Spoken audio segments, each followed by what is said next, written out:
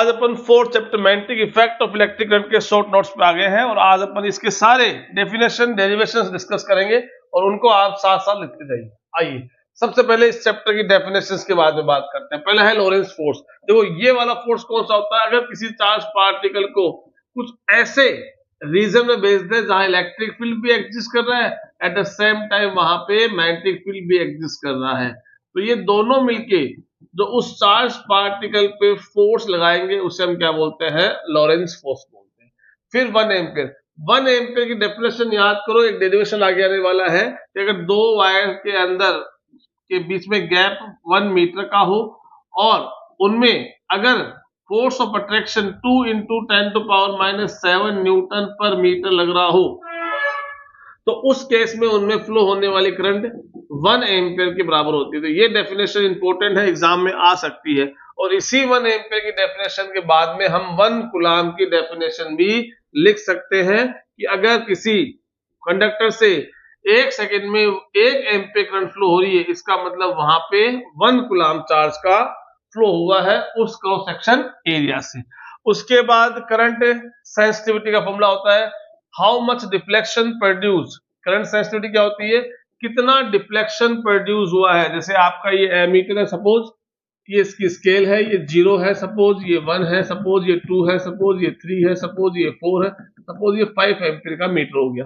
तो suppose current हमने 1 ampere current flow करवाई सपोज, और उसके अंदर कितने नंबर ऑफ डिविजन्स वो चला, यानी डिफ्लेक्शन कितना प्रोड्यूस हुआ, तो number of divisions per unit current per unit ampere, ठीक है। और यहां से उसकी SI यूनिट भी क्या बन जाएगी? ये तो हो गया डिवीजन 5 और पर एम्पियर, ठीक है। ये हो गया आपका करंट सेंसिटिविटी। अब बात करते हैं वोल्टेज सेंसिटिविटी की। वोल्टेज सेंसिटिविटी क्या होगा? बस सेम है। अब कितना डिफ्लेक्शन प्रोड्यूस होगा किसी वोल्ट मीटर में जब अगर किसी कंडक्टर के अक्रॉस पोटेंशियल डिफरेंस 1 वोल्ट होता है। तो ये 5 डेफिनेशन याद करनी है आपको। इसके बाद आते हैं बायो सावर्ट लॉ पे। बायो सावर्ट लॉ का अगर आपको ध्यान हो, बायो सावर्ट लॉ अगर आपको ध्यान हो तो ये स्मॉल एलिमेंट dl के लिए अपन यूज करते हैं, तो mu naught I dl sine theta upon 4 pi r²। Important है इसका वेक्टर फॉर्म, जो भी एग्जाम पूछते हैं। तो उस केस में जब इसको हम वेक्टर फॉर्म में लिखेंगे तो ध्यान रखना I dl क्रॉस r हो जाएगा।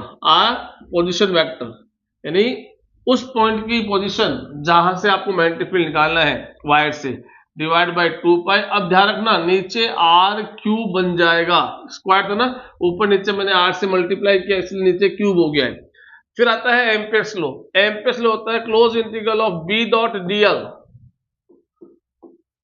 Is equal to mu naught I। ये गॉस थ्योरम से रिलेटेड करता है। वहां पे चार्ज एनक्लोज था और यहां पे करंट एनक्लोज की बात हो रही है। ये आपका एम्पियर्स लॉ है। अब आते हैं डिफरेंस और similarities between Biot Savart law. तो इनकी दो तो सिमिलरिटी याद कर लेना आप, और 2 आप इनके डिफरेंस याद कर लेना, ठीक है। अगर मैं आपसे बात करूं कि इनमें अगर मैं सिमिलरिटी की बात करता हूं 2, एक तो दोनों में प्रिंसिपल ऑफ सुपरपोजिशन फॉलो होता है। प्रिंसिपल ऑफ सुपरपोजिशन दोनों में फॉलो होता है, पहली बात। और दूसरे ही दोनों के दोनों लॉन्ग रेंज के फोर्स होते हैं। तो दो तो आपको याद करने ही करने हैं। अगर इनके डिफरेंस की बात करें तो देखो, जो आपका इलेक्ट्रिक फील्ड बनता है, यानी कूलाम लॉ की बात करूं तो इलेक्ट्रिक फील्ड का जो सोर्स होता है वो एक स्केलर क्वांटिटी होती है। कौन होता है? चार्ज। वो एक स्केलर क्वांटिटी होता है। जबकि जो मैग्नेटिक फील्ड बनता है उसका सोर्स क्या होता है? आइडियल करंट एलिमेंट, जो कि क्या होता है? वेक्टर होता है। एक तो ये डिफरेंस इन दोनों के अंदर है। अगला यहां क्या होता है कि अगर मुझे इलेक्ट्रिक फील्ड निकालना है किसी पॉइंट पे किसी चार्ज से, तो जिस डायरेक्शन के अलोंग आपका पोजीशन वेक्टर है, इलेक्ट्रिक फील्ड भी पॉजिटिव चार्ज से आउटवर्ड से बनेगा, इधर ही बनेगा। यानी इन दोनों पोजीशन वेक्टर इलेक्ट्रिक फील्ड इनके बीच में थीटा 0 या 180 मिलेगा।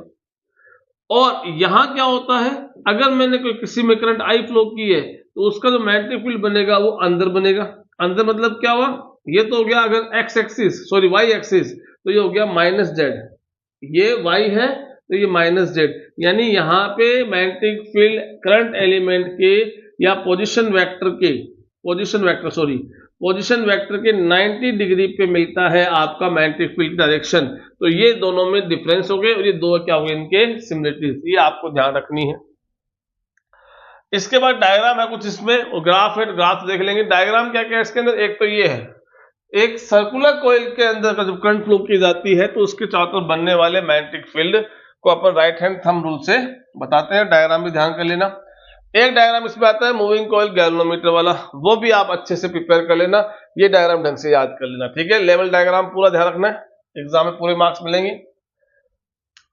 उसके बाद बात करते हैं डेरिवेशंस की। डेरिवेशंस बहुत सारे इस चैप्टर में। सबसे पहले आता है magnetic field due to axis of coil. तो अगर आपको डेरिवेशन साइड में ये डायग्राम ड्रॉ कर लेना ताकि आपको ध्यान रहे कि कौन सा डेरिवेशन अपन करने वाले हैं, ठीक है। अगर यहाँ पे ये x यानी सेंटर से x डिस्टेंस पे कोई पॉइंट P है, वहां पे मैग्नेटिक फील्ड निकालना है। अगर इसकी रेडियस है कोइल की r जिसमें करंट I फ्लो हो रही है और वो एक्सिस डिस्टेंस x पे है पॉइंट, तो यहाँ जो मैग्नेटिक फील्ड बनता है वो ध्यान रखना, at the axis mu naught I, radius का स्क्वायर डिवाइड बाई 2, फिर रेडियस का स्क्वायर और उस पॉइंट की डिस्टेंस सेंटर से अलोंग द एक्सिस उनका होल 3/2, ये है इंपॉर्टेंट, ध्यान रखना। और इसी में क्या आता है सेंटर का और निकालते हैं। तो अगर सेंटर का मैग्नेटिक फील्ड अपन निकाले तो ये भी ध्यान रखना, वो बन जाता है mu naught I upon 2r। वो आप कर सकते हो, आपने शायद किया भी होगा। x की वैल्यू यहाँ पे 0 पुट कर देना, ये पॉइंट सेंटर पे आ गया है, तो x की वैल्यू 0 पुट करते आप इसे सॉल्व कर लोगे। फिर magnetic field infinite straight wire, ये एम्पियर्स लॉ की एप्लीकेशन है, जिसमें r डिस्टेंस पे कोई पॉइंट P है तो यहाँ कितना मैग्नेटिक फील्ड बनेगा, तो उसका फॉर्मूला लिख लीजिए, हेडिंग लिखिए mu naught upon 2 pi r। I इसमें करंट है, r वो डिस्टेंस उस पॉइंट की उस वायर से।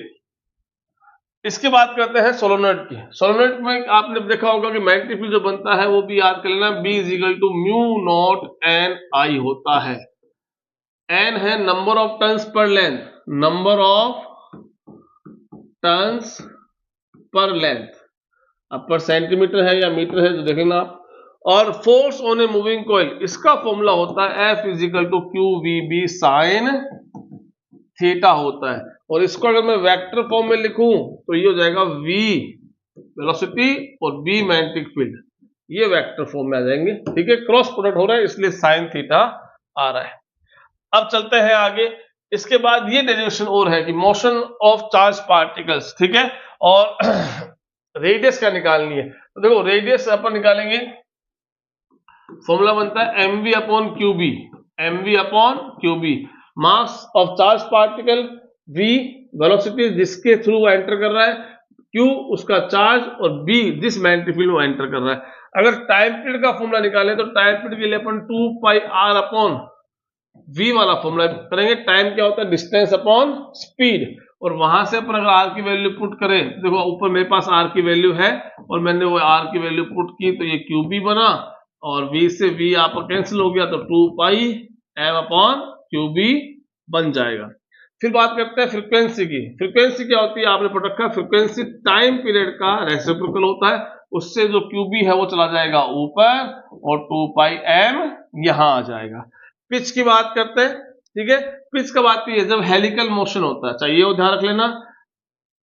बॉडी में चार्ज पार्टिकल में डिफ्लेक्शन कब नहीं आएगा, जब थीटा की वैल्यू 0 हो और 180 हो, तो नो डिफ्लेक्शन, कोई डिफ्लेक्शन नहीं आएगा, जैसा है वैसा का वैसा चला जाएगा। और थीटा अगर 90 हुआ तो वो सर्कुलर मोशन करेगा, वही का वही।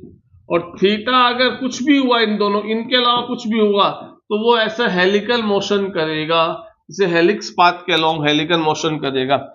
उस केस में हम पिच निकालते हैं। पिच क्या होता है कि जैसे वो हेलिकल मोशन करता है तो एक राउंड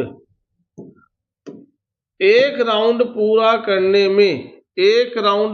करने में जो डिस्टेंस वो आगे मूव किया है इसे पिच बोलते हैं। और इसका फॉर्मूला याद रखना, v cos थीटा, थीटा जिस एंगल को एंटर कर रहा है, इंटू टाइम पीरियड, ये वाला फॉर्मूला, ठीक है। तो v cos theta into T, ये भी आप उसमें लिख लो। उसके बाद बात करते हैं डेरिवेशंस में, ये चल रहे भी अपन, और magnetic force on A current carrying conductor, ये देखो इसका फॉर्मूला होता है ILB sin थीटा, और इसी को अगर मैं वेक्टर फॉर्म में लिखूं तो IL क्रॉस B आएगा, ध्यान रखना, ये इसका वेक्टर फॉर्म हो जाएगा।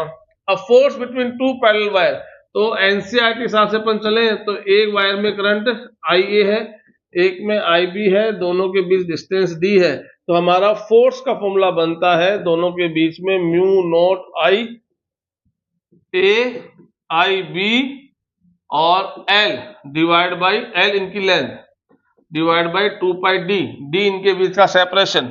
अगर फोर्स पर लेंथ पूछे, फोर्स पर लेंथ पूछे तो मैंने ये L डिवाइड में लेके आ गया, तो mu naught IA IB divide by 2D हो जाएगा, ठीक है।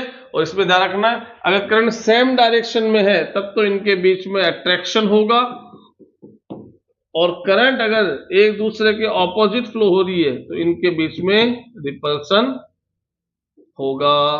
ये बातें सब नोट कर लेना। आगे आ जाओ, अब लास्ट आ गए अपन, conversion of galvanometer into voltmeter. एक गैल्वेनोमीटर को जिसका रेजिस्टेंस Rg है, उसको अगर मुझे एमीटर में चेंज करना है तो मैं एक लो रेजिस्टेंस मतलब क्या होता है, शंट, एक शंट लगाऊंगा, ठीक है। और जैसे करते ही मेरा ये वाला जो कॉम्बिनेशन है वो क्या बन जाएगा, आपका एमीटर बन जाएगा। और गैल्वेनोमीटर जो करंट जाती है उसका नाम होता है IG, current through galvanometer for full deflection. Current मान लो यहाँ से I आ रही है, I रेंज का एमीटर बनाना है, और तो यहां से I में से IG गया तो यहाँ पे I माइनस IG बच गया, इसका रेजिस्टेंस S मान लो। तो अब देखो पैरेलल में क्या होता है, पोटेंशियल सेम होता है, जितना पोटेंशियल यानी IR, पोटेंशियल मतलब V इक्वल टू IR, जितना IR यहाँ है उतना ही IR यहाँ है, तो IG RG ये तो इसका IR हो गया, यानी पोटेंशियल उतना ही पोटेंशियल यहाँ है, क्योंकि क्या होता है पैरेलल में पोटेंशियल सेम होता है। तो इधर का कितना हो गया, इधर की करंट तो है I माइनस IG और इंटू शंट। अब इस S की वैल्यू पता करनी, इसको डिवाइड में लेके आ गए, तो इसको डिवाइड में लेके आने के बाद मुझे शंट का फॉर्मूला मिल गया I माइनस IG, ठीक है। ऐसे ही अगर गैल्वेनोमीटर को मुझे क्या करना है, वोल्ट मीटर में चेंज करना है, तो इसमें लगाया था पैरेलल में, इसमें लगाएंगे सीरीज में, इसमें लगाया था लो रेजिस्टेंस, इसमें लगाएंगे हाई रेजिस्टेंस, ठीक है। ऐसा करने के बाद ये मेरा जो कॉम्बिनेशन है, एक तो रेजिस्टेंस इसके पास भी है, एक आपने लगाया है, ये मिलके हमारा क्या बन जाएगा, वोल्ट मीटर बन जाएगा V रेंज का। अब देखो आप पता है कि यहां से जो जाएगी करंट गैल्वेनोमीटर फुल डिफ्लेक्शन में, उसका नाम क्या रहेगा, IG रहता है। तो यहां से आप देखोगे तो हमारा फॉर्मूला क्या बनेगा, V is equal to total current IG pass हो रही है और टोटल रेजिस्टेंस 2 है और दोनों सीरीज में है R प्लस RG। अब हमें ये पता करना होता है यहाँ में फॉर्मूले में कि इस R की वैल्यू कितनी लगाएं, तो आप क्या करो, इसको इधर लेके आ जाओ, V अपॉन IG कर दो माइनस, क्योंकि पहले डिवाइड में आ गया, अब ये RG इधर आ जाएगा और उधर क्या बन जाएगा R, तो ये हमारा फॉर्मूला बन के आ जाएगा। ये हमारे सारे डेरिवेशन हो गए। आई होप आपने ये सब कुछ नोट कर लिया होगा, ठीक है। Thank you so much.